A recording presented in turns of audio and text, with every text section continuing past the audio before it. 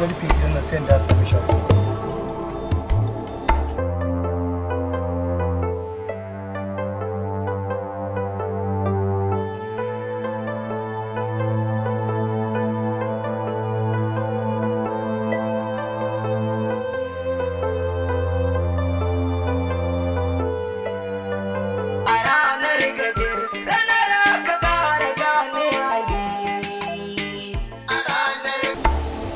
Assalamu alaikum. Balaji. Balaji. Ya za ka yi maka? Kai da muke alƙawari da kai za mu haɗa ofis ƙarfe 2 zuwa 2 da rabi.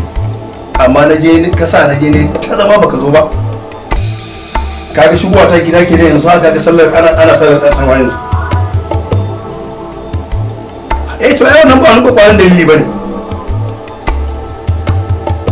To ya kamata dai a dinka kulawa da cika alƙawari.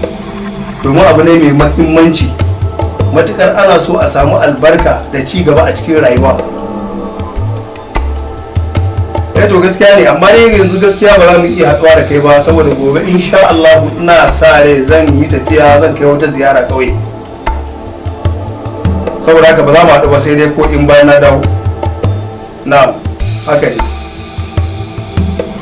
To insha Allah na dawo insha Allah za mu yi waya sai ya zama mu yi magana inda za mu to madalla yawa to sai an jima to madalla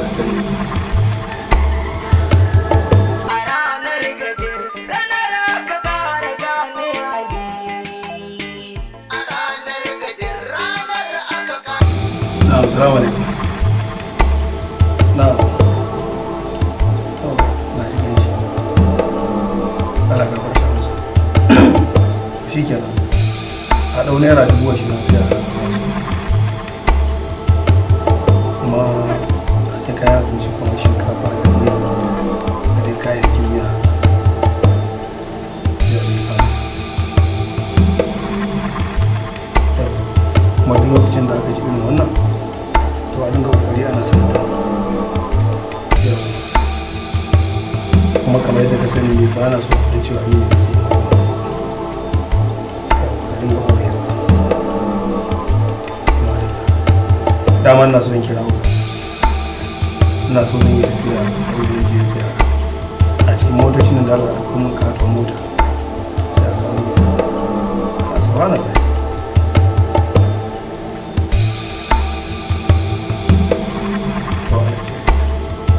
sai wannan karamar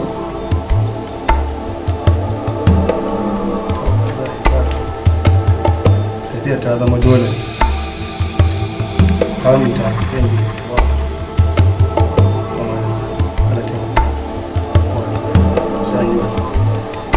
da lalakun babban motar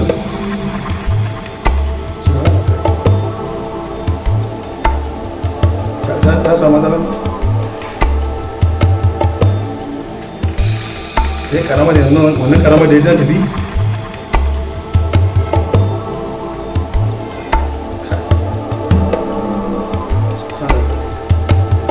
to shi kenan baya da zai tafiya ta riga ta rama dole ba zai yin daga ta zuwa wani lokaci ba da a ce har a ɗan gyara wani a kamun karamar yin tafi da ita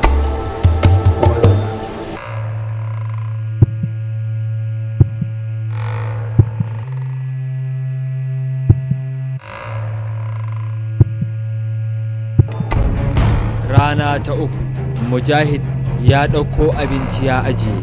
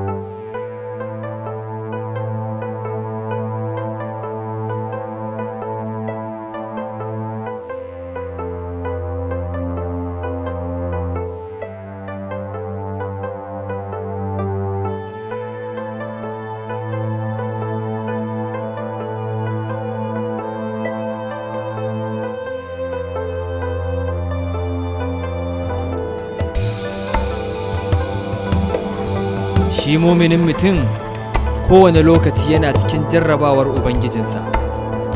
Gashi dai tafiyar da zai yi ta samun ladaci, amma kuma motarsa ta tsaya cikin tsakiyar daji, babu gida gaba babu gida baya. Gashi nan ya tsaya yana cikin zulumi, ko me ubangiji zai saukar da shi? Yana neman taimakon ubangijinsa a wannan lokaci.